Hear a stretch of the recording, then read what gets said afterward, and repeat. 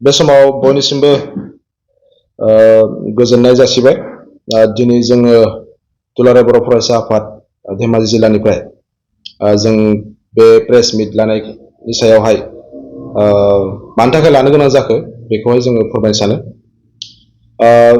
दा नोंथांमोना मिथिखागौ जे जोंनि रायजोआव मोनद' हारिनि एसटि होनायनि सायावहाय गोबां माने दुंहाव थासारि जागासिनो। दाख्लैबाव जिथु 29 नभेम्बर खालि जिथु जालांनाय जाथाय बे सायावहाय जोंनि बर' फरायसाफोर मुलुगसोलोंसालियाव फरायबाय थानाय बिथांमोना गावसोरनि बिबेकजों गावसोरनि जि जांख्रिथाय गोसोजों फैनानै बिथांमोना बिटिसि सेक्रेटारियेट बे मावख'आव गाग्लोबनाय बे जाथायनि सायावहाय जोंनि एबसुखौ गोबां राजखान्थि बिथिङावहाय गोबां सोंखारिदों। बिखेखকৈ जोंनि जिथु जोंनि बेनि सायाव आफादनि सायावहाय जोंनि बारग' एबा जोंनि एबसुनिफ्रायनो मावलांनाय बिथां कास्टम बसुमतारी बिथाङा जोंनि दुलाराय बर' फरायसा आफादनि जि आफादगिरि दिपेन बर'नि सायावहाय गोबां नाना धरननि खोथा बुंदों। दा बेखौहाय जोङो माने बिथांखौ सोंखारिनो सानो।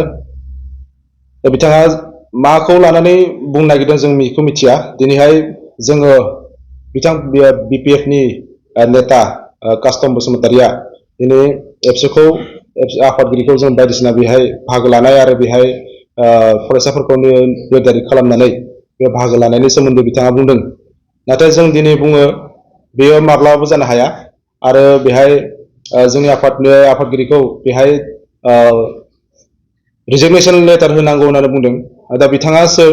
दा बिथाङा दिनैनि दिनावहाय फार्स्ट अफ अल बिथाङा ट्राइबेल नंगौ नङा?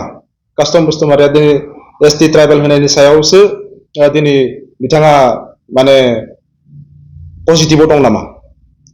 दिनै बिथाङा जुदि पजिटिभब्ला जोङो मानो जों दिनैनि दिनावहाय जोंनि एसटिफोरखौ जों थाखानाय एसटिफोरा दिनै मानि थाखाय दिनै डेभेलप नङा? दिनै मोनद' हारिया जेसेबांखिनि दिनै एडभान्स कमिउनिटि बिथांमोना दा बिथांमोननो जुदि एसटि होनाय जायोब्ला दा जोंनि थाखानाय जिथु एसटिफोर दा जोंनि बेहाय गोबां डिभाइड खालामनो हादों मोनथाम केटेगरिस। नाथाय जोङो बुजिनायाव जों मिथिनायाव जोंनि भारत हादराव एसटि होनना बुङोब्ला जोंना मोनसेयानो जायो। दा बेनिखायनो जोंनि फरायसाफोर जोंनि जि फरायबाय थानाय मुलुगसोलोंसालि फरायबाय थानाय फरायसाफ्रा दिनै बिथांमोनाव मोनसे गाबखांनाय फैदों। जुदि बे मोनद' हारि एसटिआ जुदि मोनोब्ला बिथांमोननि जिथु सिटफोर मोननाय फरायनो थाखाय सिट मोननाय बेनि हारा जोंना जोबोद खमायगोन। जोंनि फरायसाफ्रा जेसेबांखिनि जोंना मार्क मोननानै जों फरायनांगौमोन दा बेफोरबायदियै जोंना ट्राइबेल हारि हिसाबै माखासे जुजिनांनानै फरायगासिनोबो दङ।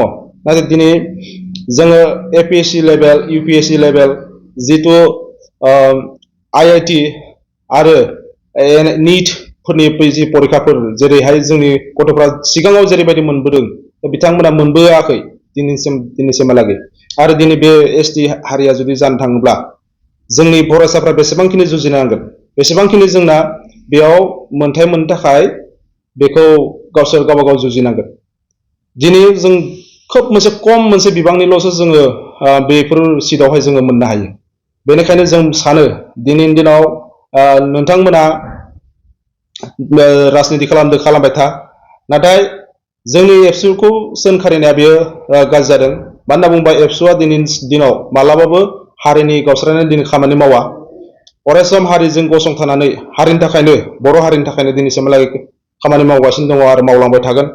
दा बे हिसाबै जोङो एसटि मोनोब्ला जोंनि हारिया जोंनि हारिजों लोगोसे गोबां दिनै हारि हारिसाफोरा बेहाय माने खोब नारसिन जानाय बायदि जागोन आरो बेखौ जोङो माब्लाबाबो जों गनाया। दिनैनि दिनाव जों बेखौ जों बुङो। आरो लोगोसे बे कास्टम बसुमतारीनि जिथु साननाय हनाय दा बिथाङाबोथ' सानसे समाव माने जोंनि दुलाराय बर' फरायसा आफादनिनो सासे मावथिमोन।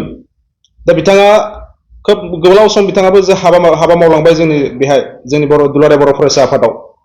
नाथाय बिथांनि साननाय हनाया मा जे बिथाङा मानि थाखाय दिनै दुलाराय बर' फरायसानिफ्राय होखारजानो गोनां जाखो बिथाङा माखासे जिथु हिन्जावफोरनि बा आइजोफोरनि जिथु सोमोन्दो थानायनि थाखाय दा बिथाङा जोंनि दुलाराय बर' फरायसा आफादनिफ्राय बिथाङा होखारजादों आरो बे मुखुबनि बे दुखुजोंनो दिनैहाय बिथाङा दुलाराय बर' फरायसा आफादखौ बेसेबांबा सोंखारिदों आरो बेसेबांबा गावनि दुखु मोननायजों माने बिथाङा बुंदों नाथाय जोङो सानो दा बेफोरबायदि जोङो जानामोन बेफोरबायदिखौ जों बुंनायखौ जोङो मालाबाबो जों जोंनि हारियाव हारिजोंनो हारि दिनैहाय गावस्रालायनायनि माखासे खोथा बेहाय नुजाथिदों दिनै बर' हारियाव सोर साबेसे मानसिफोरा दिनै गेदेर मानसि गोलाव मानसिफोर दङ सोर साबेसे दिनै दैदेनगिरि बेसेबां दङ जों गावजों गावनो जुदि दिनैनि समावहाय जों नांलायलायनानै दिनैनि समाव जिथु सुस्रांनो हानाय माखासे जेंनाफोरखौसो जों सावरायनांगौमोन नाथाय दिनै जों नुदों हारिजों गावबा गावनिजों नांलायनाय